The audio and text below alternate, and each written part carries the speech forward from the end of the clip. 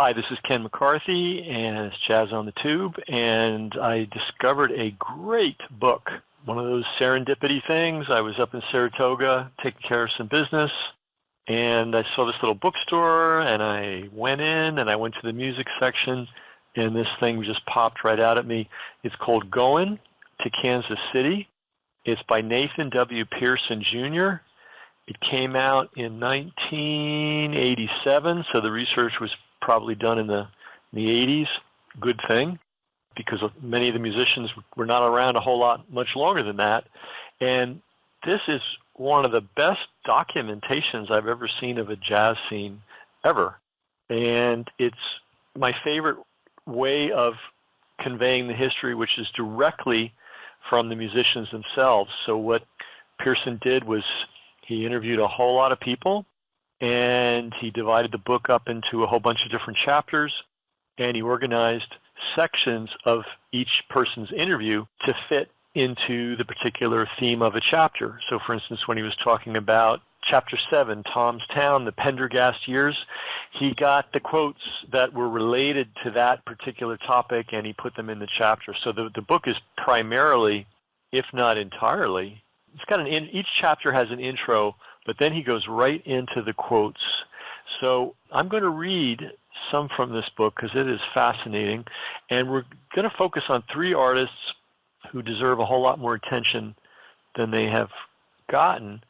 One is Eddie Durham, born in San Marcos, Texas. The other is the bass player who was Charlie Parker's mentor and practice partner in his early years. And that fellow should be known to all of us, and his name was, having trouble finding it, of course. I'm going to find it in a second.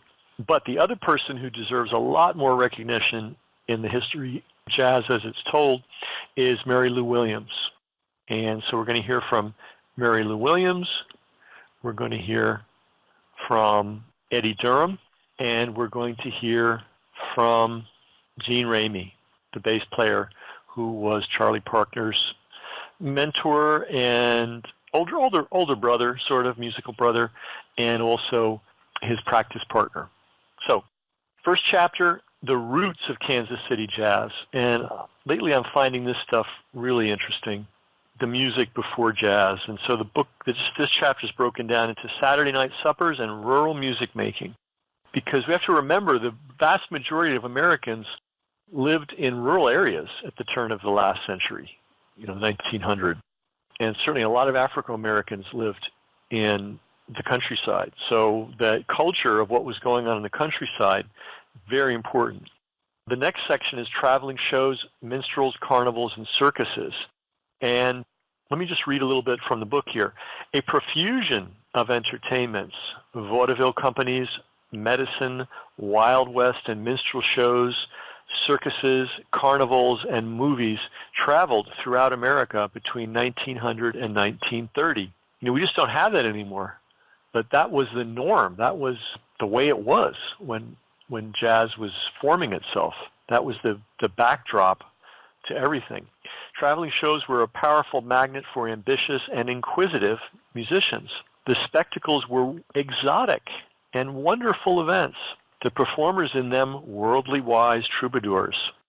For many young musicians beginning to explore their new talent, traveling shows offered the perfect opportunity for adventure and musical training.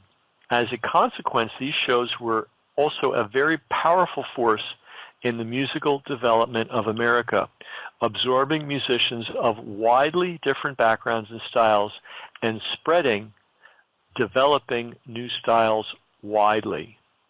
So if you want to understand American music and you want to understand jazz, it really helps to just visualize that the early part of the last century, the 1900s, late 1800s, was dominated by traveling musicians. Remember, there was no internet, there was no television, there was no radio, and there weren't that many records. So certainly towards the end of that period, there were some records, but I think in early part of this period, they were just cylinders, wax cylinders. So live music was the thing. and traveling shows were it. And so a lot of the great musicians that we've come to know over the years had their roots in that kind of playing. So let's hear from Eddie Durham, born October 19th, 1906 in San Marcos, Texas. Guitar, trombone, arranger, composer, performed and arranged for many jazz orchestras, including the Walter Page Blue Devils, the Benny Moten Orchestra, Count Basie Orchestra, Jimmy Lunsford, Glenn Miller, and Artie Shaw, pioneer electric guitarist. And we're always talking about Eddie Durham every chance we get because he is one of the great unsung creative heroes of jazz. So he's got a big section on the circus life. So let's go. So here's what Eddie said. My father was a fiddler. Born in Mexico, he used to play for square dances, and I used to play with him. He would play his fiddle and take some of his kids along and get 2 hat pins, and he would play his fiddle. We're standing there playing rhythm on it, the fiddle neck, with those hat pins. That fiddle would sound like a drum, and what a rhythm it was. He'd kill 2 or 3 rattlesnakes, and he'd get the rattles and dry them out and put them in the fiddle, and the rattles would amplify the fiddle. This was about 70 miles south of San Antone, a place they call San Marcos. I could read music because my brother studied music. He joined the Army, which another great way to learn music in those days and even today, which was the 24th Infantry Division, the Rough Riders. So I used to go out to Mexico, where he was stationed on the border. He'd get me a place in town, and he would teach me some music. He started teaching me trombone and guitar, and I could read. You have to have a gun where I was living out there for rattlesnakes and wild animals. They used to wear them to town when I was a little boy. I used to go to the theater, and the guy would have movies once a week, silent movies, and a guy would be choking a woman. A guy would say, Charlie, you ain't going to let that polecat choke that woman, and he'd shoot up the man's screen. The cops would come in, but every week he'd shoot up the man's screen. So if I'm understanding this correctly, movies were so new to this part of Texas that audience members would get upset when they would see certain things on the screen, and they would actually pull out their 6-shooters and start shooting the screen. Anyway, different times. I got a guitar from some guy in Greensville, Texas, and I went away for a show called Doug Martin's Dramatists. That's where I learned guitar. It was a tent show, a regular stage show. They had classics and everything. It was a white show, but they had a minstrel show with them too. All the circuses had a sideshow called the minstrel show. Now, for people that are easily offended, that's the way it was back then, folks, and just, that's what was going on. The minstrel show would always consist of about a 9-piece band that could play jazz or swing or whatever you call it, and they'd use tunes like Alabama Bound.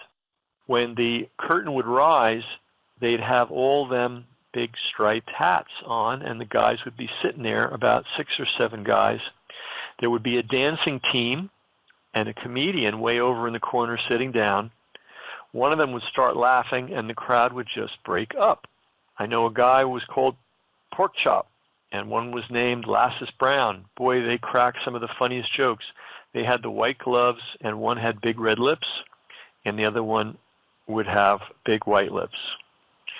If they ever put me off a show, it would be for laughing at those comedians. Those guys were good in those days. I was later with the Georgia Minstrel and Alabama Minstrel and some shows like that. So this was a big source of employment. I got started in arranging when I decided to go with the Miller Brothers 101 Wild West Circus. I was the youngest guy on the show. It was larger than Ringling Brothers because it had 3 or 4 tribes of Indians, just like in the movies. In one scene, 4 or 5 covered wagons would come out with a lot of people. 15 Indians would come out on horses, shoot them, burn up the wagons. Those Indians would fall off the horses, but they had hay all around out there. They had 2 big bands, a big white band and the black band. The black band was the jazz band because they had a minstrel show over there. The black band was a small band, but they still had 3 trombones and trumpets and all that. The shows closed early, around 10 o'clock at night, and we'd give a dance from 10 to 1, something like that.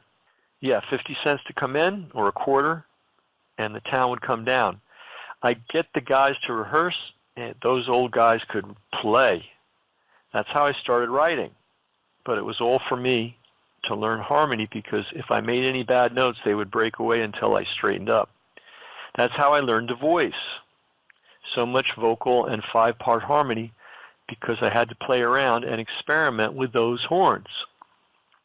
So he didn't get to go to the new school for jazz studies, but he was able to get an education nonetheless. I stayed with the 101 maybe a year.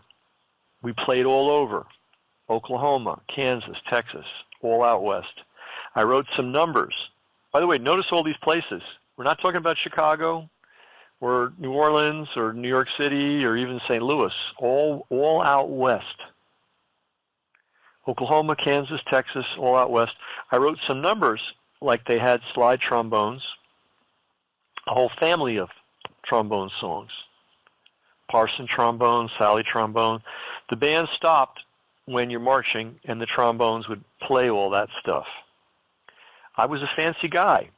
I'd make a jazz break, one of those Johnny Dunn breaks, and those guys framed up on me. I don't know what any of this means. When we're marching to the park, when everybody cuts out, all the trombones were going to take out. They had it all framed up with the leader to see whether I was going to play the part, you know. Finally, I learned it. I waited for them to take down on it, and I made a jazz break. Man, it was a jazz break, and the public was all over the street. That's how I got the band with me. They thought I knew something. We played Yankee Stadium, and they left, went to Europe. I was afraid of boats and everything else. That's when I left. But I had my degree anyway. I graduated from Street University, and it only took him 1 year. Remarkable. Remarkable. So that's the roots of Kansas City jazz. Now, bio on Gene Ramey.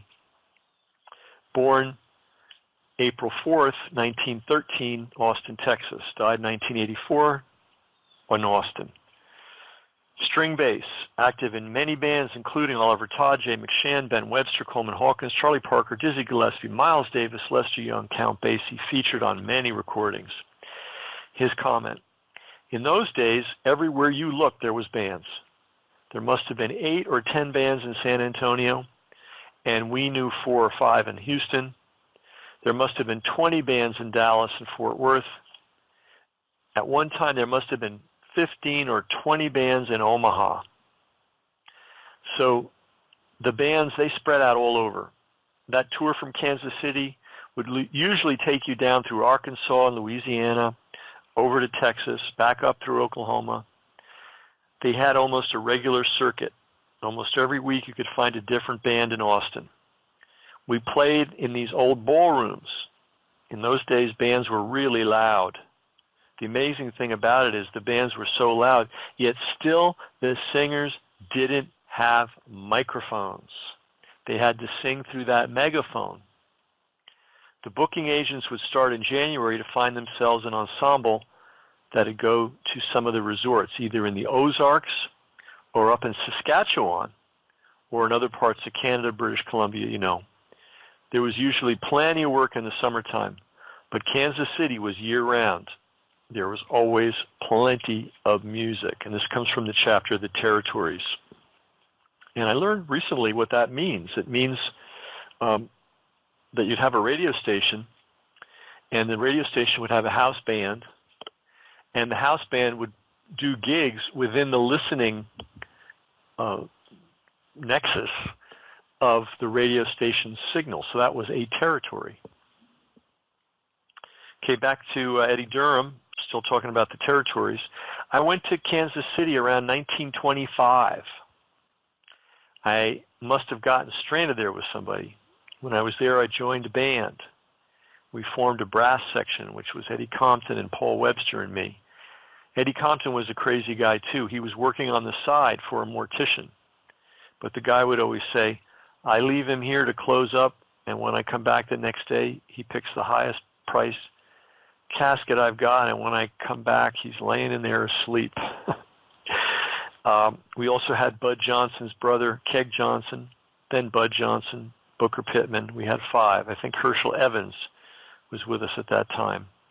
So Jess Stone organized a band, and we went with Jess. We didn't stay very long, but we went over with Jess, the entire group. Next section. Mary Lou Williams.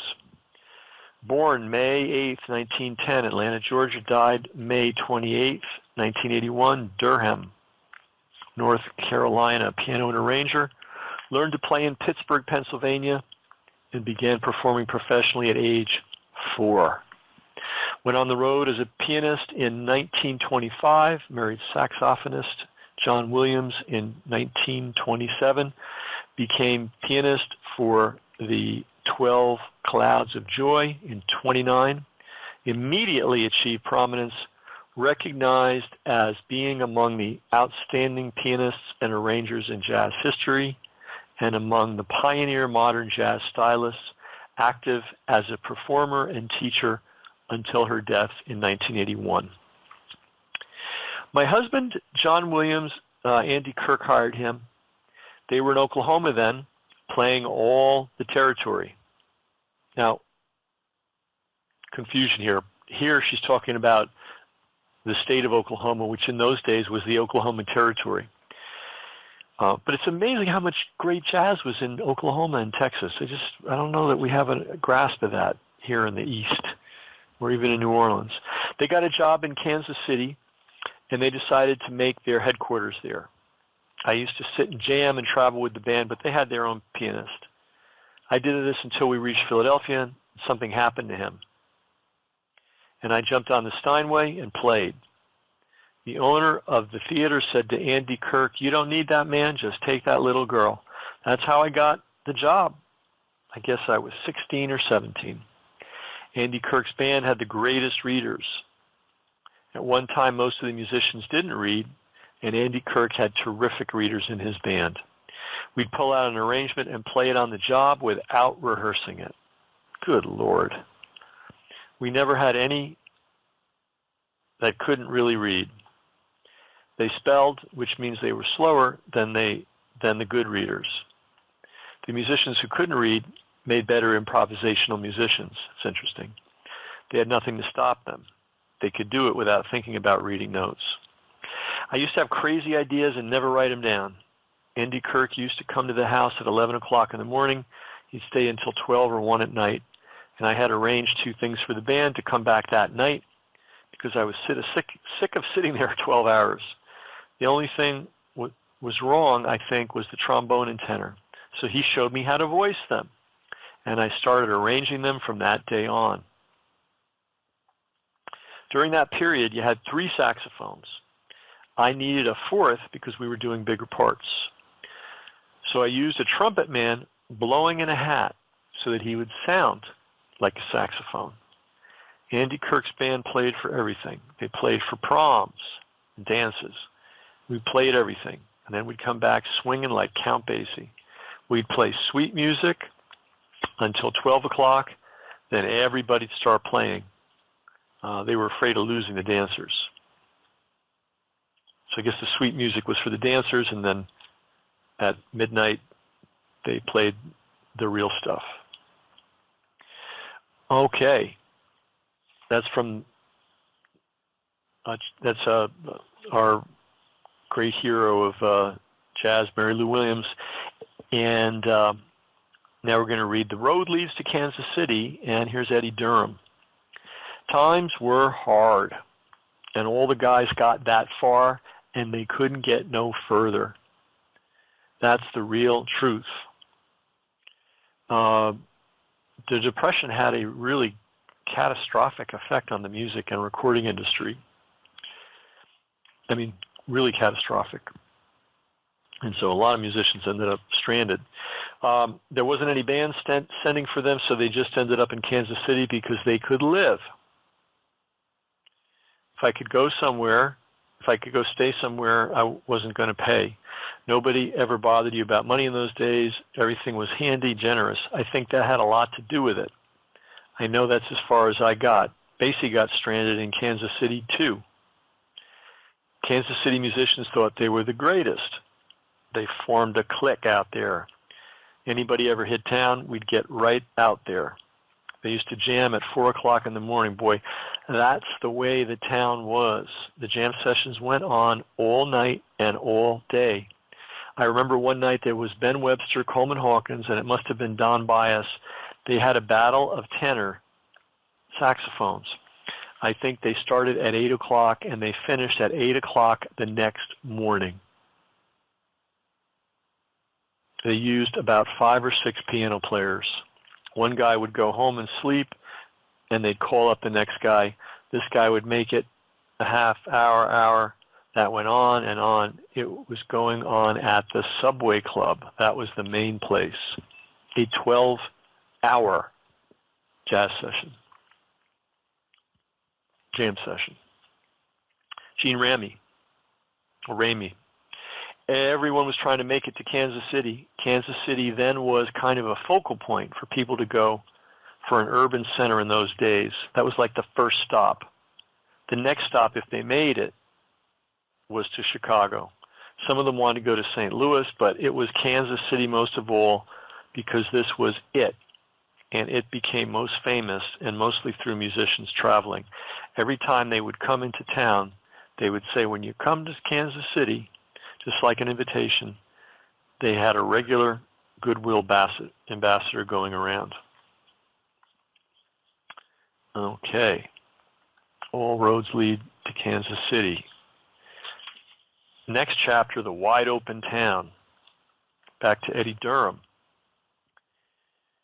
It's a gangster town, and they was hiding all the gangsters. I met Pretty Boy Floyd there, and I saw Babyface Nelson. Saw Floyd about 4 days before he got killed, and because he came in the Cherry Blossom. He was playing pool, and he come around to hear the bands. Finally, police came in and told him to get out of there because the police are looking for you, the feds. So one branch of the police department tipped off Babyface Nelson against another branch of the police department. I played one place. A mobster come in with his big white hat on and his 4 bodyguards. The boss come in and said, all right, Johnny, check the hardware. These guys would take a machine gun, all the guns, lay them on the piano. They had it pretty well controlled. Only thing was, one particular night, some fight started. Not between the gangs, something else. I left the club, jumped out the window, and went home. About 1 o'clock. 3 o'clock, knocking on the wood, was the trigger man. Come on. He wants you back there. Got in the car. Felt good. Nothing's going to happen to you. I got a friend. Because you couldn't quit one job and go to another. We worked for one guy. This is Eddie Durham. Those guys paid you double for anything you ever done in Kansas City. They never owed a musician a nickel. Boy, that's pretty rare. The gangsters always protected. The gangsters would always treat everybody right. If you touched a musician or one of the girls, you'd go out on your head. Nobody ever harassed musicians. So, Kansas City. Mary Lou Williams, about the wide open town. We used to go to Piney Brown's place on 12th Street with Count Basie. He used to play, and there was a little bench. Everyone used to sit on the bench, and whoever was next, they'd go and play. And they just loved it. He'd give us money. He was very kind to the musicians. So if you want great music, be kind to your musicians. Okay, Eddie Durham, talking about the wide open town. The clubs were very risque. Like we'd have girls dancing. One girl would get nude and pick up the money. The guys would lay the money up there to see her pick it up. She'd do an hour, then the next hour she'd go into another gangster club. So it wasn't all just music. Mary Lou Williams. Kansas City was such a great city for the music. When anyone visited, they always stayed. They never left. That's where I met Thelonious Monk and Joe Smith, the great trumpet player. Fletcher Henderson stayed there and married a girl. It was just so joyous to go out every night around 7 o'clock and jam and play the piano and mingle with people all through the morning. Anybody that came through town, they'd come and get me. If I was home and somebody was in the city, Ben Webster or somebody would come and scratch on the window and say, "Come on out, everybody's jamming." And I'd get up and go out with them. There were just thousands of clubs. I'd never seen so many clubs in all my life. On 12th Street, there must have been 50. They were clean clubs, but not anything classy.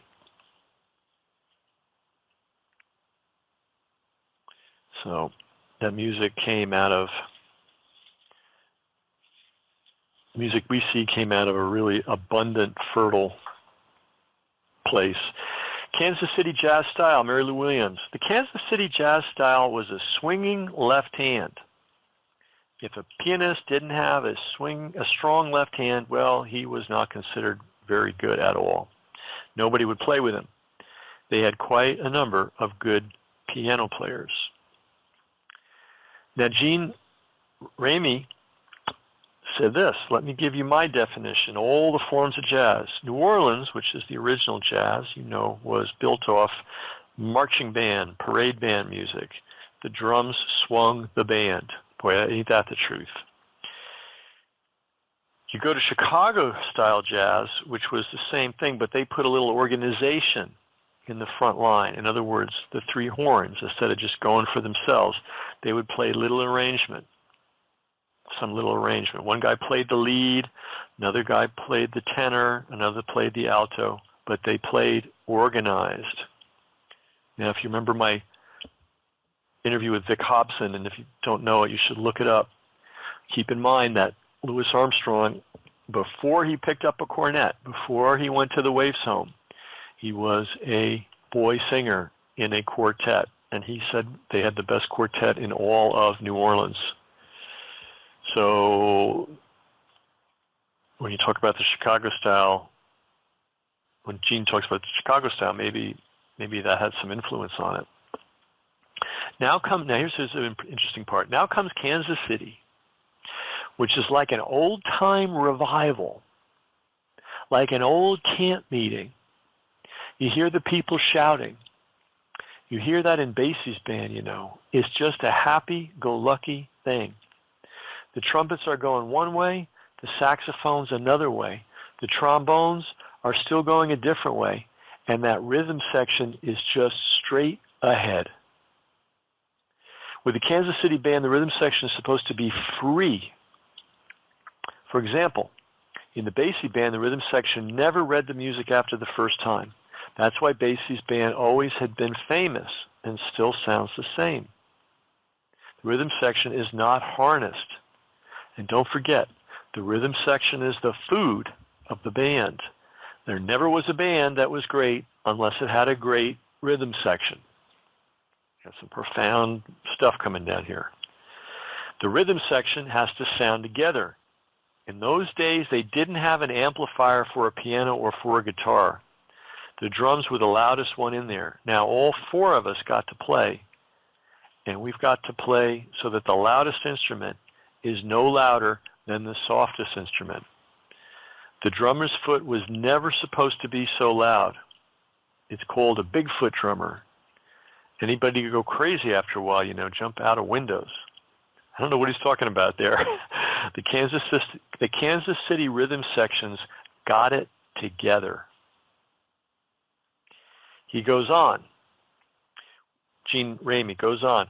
We don't need any written music. What we play is on a riff. Kansas City jazz is supposed to be more freedom. But you didn't get too far with the solos. When the McShann Band went to New York, we had the first chorus and the last chorus written. All in between was nothing but riffs. It was the same with the Basie Band.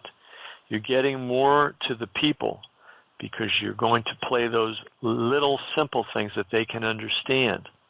The rhythm section's got to be swinging. The less piano you play and the more room you give the bass to walk, the guitar player to play his chords, the better off you are.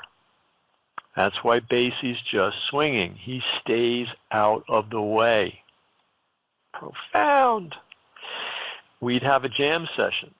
This guy sets a riff over here, and this one sets a riff over there, and another one sets up a riff, and the guys just go on swinging. Each chorus, they'd build it up. Kansas City Jazz.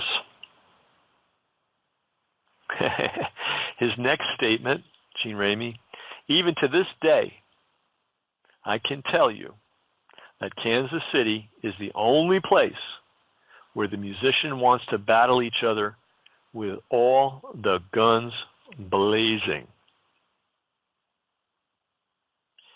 Mary Lou Williams.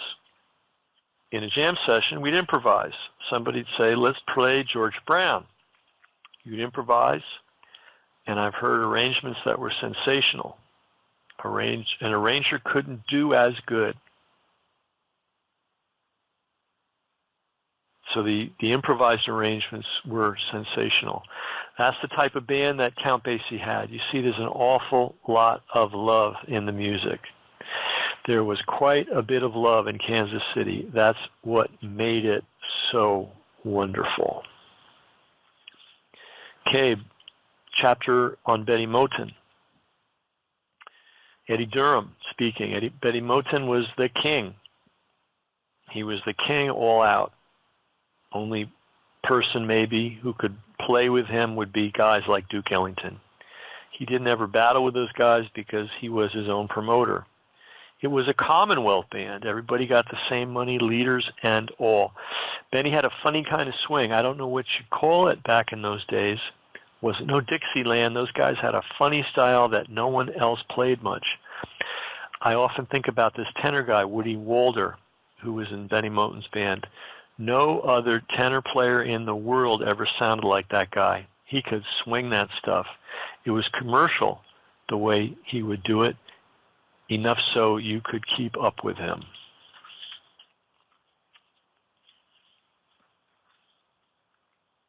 And that was Eddie Durham.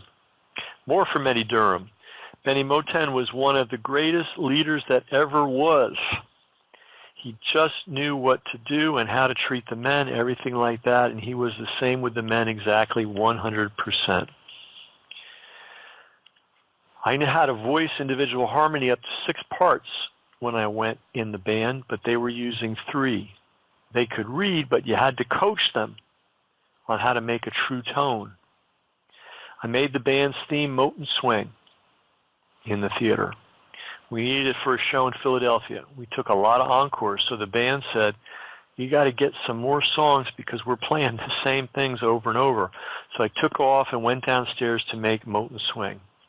I based it on You're Driving Me Crazy because we had an arrangement. Basie came down and started it, but then got out of there. When he came back, he said, go ahead, use this line from Driving Me Crazy because he wanted to play that. Then the band played. Then when the band played, he took that line because he wasn't sure the chord I run the other. He wasn't sure of the chord I run the other stuff against. He knew the melody all right. He helped create that. Gene Ramey on the Count Basie Orchestra. Lester Young and Herschel Evans were playing with Basie when I first came to Kansas City. They were playing with Benny Moten's band when they broke off into 2 sections. That was in '33. They were each trying to form a band. Basie took a little band and got stranded in Little Rock, Arkansas. Buddy Tate was living down there. Buddy kind of helped to feed them and sit with the band on a couple of dates, something like that. This was the usual routine for musicians in those days to get stranded. Bands in those days tried to spread out all over, but the Basie band came back to Kansas City to get back with Benny Moten. When they came back, they were just hustling around town. Now, it was during this time that Basie had patches in his pants and holes in his shoes. And you could see him walk down the street trying to be a dignified beggar. So we know these guys as glamorous superstars of jazz, and we don't have a clue what they went through just to survive and to get through to the other side. Eddie Durham, this is so interesting. Count Basie's got some fantastic ideas, but nobody's ever got them out of him. He would never sit still long enough for you to get them. He'd always give me an idea for a couple of measures, then he'd find a little girl and go out and drink or do something else in order to be gone, and I'd have to build from that. I could never tie him down. People don't know he had a talent like that today. He smothered it because you could never get him to do anything. That's really interesting. That's from Eddie Durham about Count Basie. Okay, Eddie Durham again. When I went back to Basie in 37, he was in New York engaged in playing the Park. I arrived that Monday morning, but when I took the train in, Ben Bolt, the manager, said, "Get enough sleep. Better sleep all night. I'll bet you $50 you'll have a song when you get here arranged for the band." Sure enough, I got there, and I got some sort of tune, slightly Latin, and I just took my guitar and played it low. When I got there that morning with Basie's band, Buck Clayton was in the band, Harry Edison, those kind of fellows, so they had a rehearsal at 12 o'clock. I had the thing about half finished, no score, just the parts. I said, "Anybody want to help me copy some parts?" Everybody just stood there. I went out in the Park, and that's how they got Topsy, which was among Basie's first recordings and a major hit. That's the first tune they put in the book. How do you like that? The story of Topsy. I never knew that. Okay. The Jay McShann Orchestra, Gene Ramey speaking. We, the rhythm section, piano, bass, drums, guitar, were known as the 20th Century Rhythm Section. In those days, Charlie Parker wasn't known, and the band was featured as a rhythm band. In the Kansas City style, the drummer's foot was never supposed to be so loud. The rhythm drummer with the McShann band was Gus Johnson. We had it arranged. I played along with the saxophones. The drummer played the dynamics with the trumpet. Gene was a bass player, so he went with the saxophones, and the drummer went with the trumpet. So that brings out what the trumpet players are playing. McShann made an important addition to the band while on tour in Texas. Al Hibbler, a blind singer who was later featured with Duke Ellington. Okay. Little fine points. It's all in the fine points. Gene Ramey again. Lucky Millender's band sent us a note saying, "We're going to send you Hicks to the Sticks." And boy, we didn't want to go back to Kansas City. We had dreams and everything. So we planned on taping the piano keys. So when the guy sits down to play, nothing would happen. We thought of all these kinds of things. We were going to put tacks on the guys' seats. Then the guy said, "No, these cats might be bigger and badder than we are, but then we're going to have to run." Pretty competitive. That McShann band, every band that we caught, we'd blow them out. So the McShann band was pretty good. So they wouldn't ever let us play against Basie or Lionel Hampton. Competitive. So it's an intensely competitive arena, almost like boxing. You know, where certain boxers don't want to face certain challengers. This is Gene Ramey speaking, we were known as the swingingest rhythm section. The Jay McShann rhythm section, even outplaying Basie. I think the reason is we played more fast tunes. When we went to New York, all we had written was the first chorus and the last chorus, and the rest of that was nothing but riffs. Our first broadcast in New York, we started playing Cherokee. It was supposed to have been a 15-minute broadcast. And the man heard it and said, "Who is that saxophone player? Let him play." That's Charlie Parker. We played 45 minutes instead of the 15-minute broadcast. Now, can you imagine what the old bass player was feeling like? That's him. Must have been exciting. Okay, now Charlie Parker speaking. And I'm reading from the book Goin to Kansas City by Nathan W. Pearson Jr. And it is a great jazz history because 90% of the book is the musicians telling their own stories, and it is packed with amazing photographs. You really get a feeling for what the pre-jazz world was like, and Kansas City was like, and the territory bands were like. It's just good stuff, right? So, what did Charlie Parker have to say? Bebop is what I brought from Kansas City. What I play, I learned in my mother's woodshed back home. Literally, his mother had a woodshed, and that's where he practiced. And that's where he developed what we hear in his mother's woodshed. Gene Ramey. Generally speaking, the Kansas City Jazz you played with freedom, but you didn't go too far with the solos. When they used to come on the air, the Count Basie's radio broadcast from the Reno Club, and Prez, Lester Young, was starting to blow. He was so definite, so swinging, that everybody was trying to get home to hear that radio program. I used to call him up the next day and say, man, I think you come out with a new note or something. He was the first that started what they later called bebop. Then it was called running out the key. You had no key signature. You would probably start out playing in the key of B, but he might wind up playing in the key of F, just running his cycles. So now, this is what Bird and I started doing. The two of us used to practice that.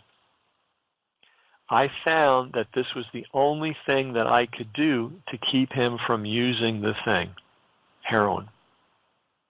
I'd get his eye, I'd say, man, let's go somewhere and jam. He'd forget about it, the heroin, right away. I didn't have any ideas for him, but it was just enough to get him away, and we'd jam day and night. There was a guitar player. His name was, I've never seen this name before, Effergy Ware. He had been with Harlan Leonard's band for a while, but he would show us how the cycles would work and how there's no such thing as a bad note. And if you know how to get out of that hole, you know. We would sit down and try that. All I did was just play the straight rhythm, straight chords, and let him, Charlie, go wherever he wanted to. So as long as he got back home to the original chord and key signature in time, Effergy might have gotten his stuff from some of those teachers like Jack Washington, baritone and alto sax player for Benny Moten, Jess Stone, and Count Basie. But there was another great man in Kansas City named N. Clark Smith. And all those guys over there in Kansas City went to school under him. So, wow, we just heard, I never heard this. I knew that Gene Ramey and Troy Parker were practice partners, but I had no idea what those practice sessions were like. And I had no idea that they were compelling enough to lure young Charlie Parker away from his already developed heroin habit. And I had no idea that there was a guy named Effergy Ware. I mean, I'm not a jazz scholar, but I never heard that name before, who actually taught Charlie Parker and Gene Ramey the theory that made bebop possible. And now here's another guy, N. Clark Smith. Never heard of him. And what Ramey's saying is that in Kansas City, everybody studied theory with him. Oh, the history. It's, you know, it's richer and more profound than we could ever imagine. All right, so next section, Eddie Durham talking about Lester Young. Lester, in his early career, never stayed with a band. They didn't keep him because they were all looking for the tenor tone, and he didn't fit good. The tone was kind of sharp all the time. So in Basie's band, I'd use his horn to advantage. I laid him next to those alto saxophones. Could never get him on the bottom and keep him laying right between the tenor and the second alto. That's what the C melody saxophone used to be for, and that made the reed section balance out. He sounded more like the altos than he did the tenors, and that left the tenor a good opening. Jack Washington was on that baritone saxophone, and it worked out fine. Lester was a good balance, and if you're going to keep playing sharp, I'd find a way to play a chorus and start a note sharp. Damn. So it's so interesting that, so Lester Young had troubles because of his tone. If you're supposed to blend in and your tone's different, you're not going to blend in. So he was kind of going from band to band. Kind of a little bit similar to what Charlie Parker went through. Definitely what Ornette Coleman went through. So it's very interesting. Also interesting is that Lester Young was a great fan of Frank Trumbauer, like a huge fan. And Trumbauer played the C melody saxophone.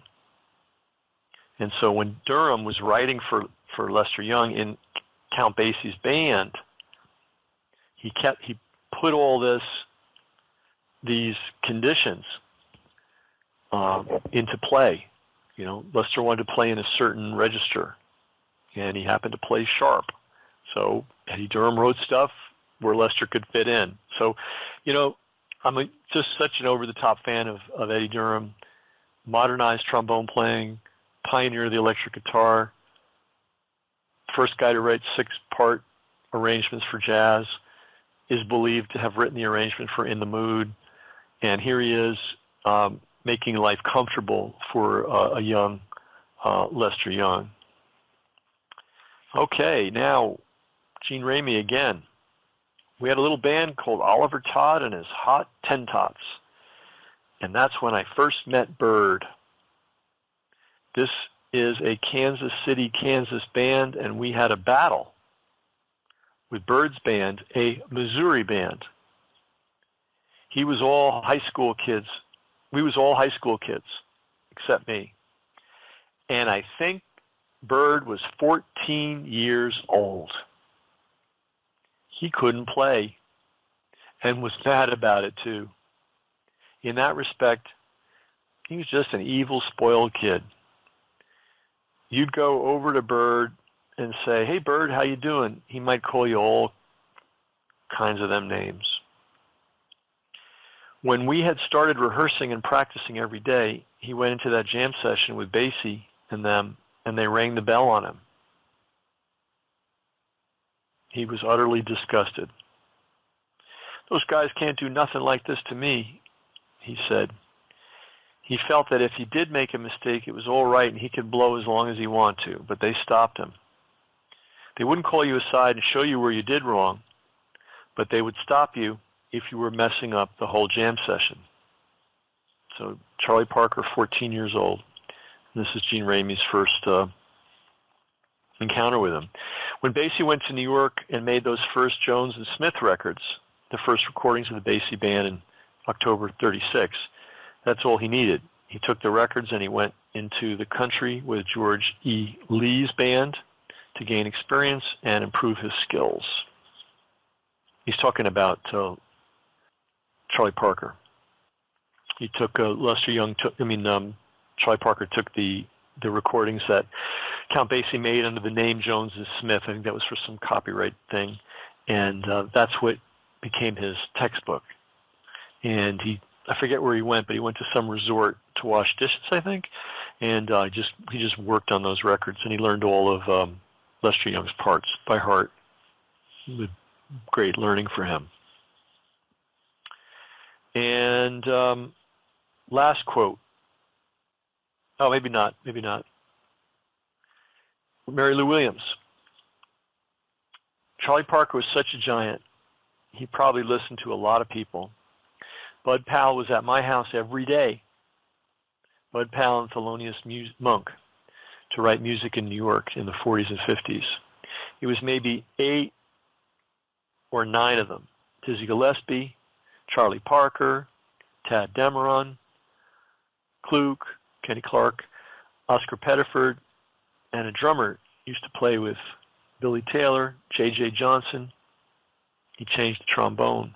It was about 10 of them. I'd play with them, but mostly they'd write a tune, come to my house, like Ruby, My Dear, and things. Round about midnight, I'd say, no, don't phrase it like that. Do it like this.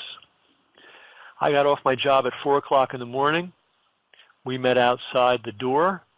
Maybe I'd go to Birdland or someplace and pick them up. I'd go home, buy food for the Frigidaire. I learned so many dishes to cook to put everything together, and we used to play and jam. Ideas were flowing, and maybe somebody go over to the piano and start playing. We never asked them to play anything. Wow.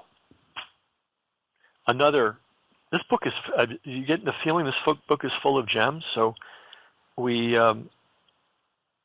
learned what Count Basie was like as a young man in Kansas City. We learned how the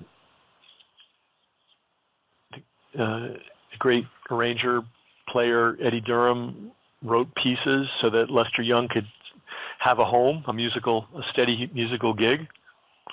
We learned about how Charlie Parker actually practiced and learned what he learned and who influenced him. And now we're hearing about the incredible living room of Mary Lou Williams. Some people are aware of it. Too many jazz fans are not. Dizzy Gillespie, Charlie Parker, Tad Demeron, Kenny Clark, Oscar Pettiford, J.J. Johnson would all go to Mary Lou Williams to get her input into their tunes. So pretty amazing. So anyway, the book is called Going to Kansas City. It's written by Nathan W. Pearson. It came out in 1987. I do see there's some copies floating around out there on cyberspace, so you can actually get them. And if you're willing to go with a used copy, not too bad in terms of price. This is a great piece of work. I'm glad Mr. Pearson did it, because clearly in 2019 there's no way to gather these histories anymore. They are lost, but they're not lost because he gathered them. So if you want to get a real feel for, what the music was like, what the culture was like before jazz as we knew it crystallized, that's in this book. If you want to hear about one of the great jazz cities of America, one that may be the most important in some ways for modern jazz, you get a great picture of Kansas City. If you want to see what the early careers were like of people like Count Basie and Lester Young and Charlie Parker, that's all in this book. Going to Kansas City, Nathan W. Pearson, and I'm Ken McCarthy, and this has been Jazz on the Tube.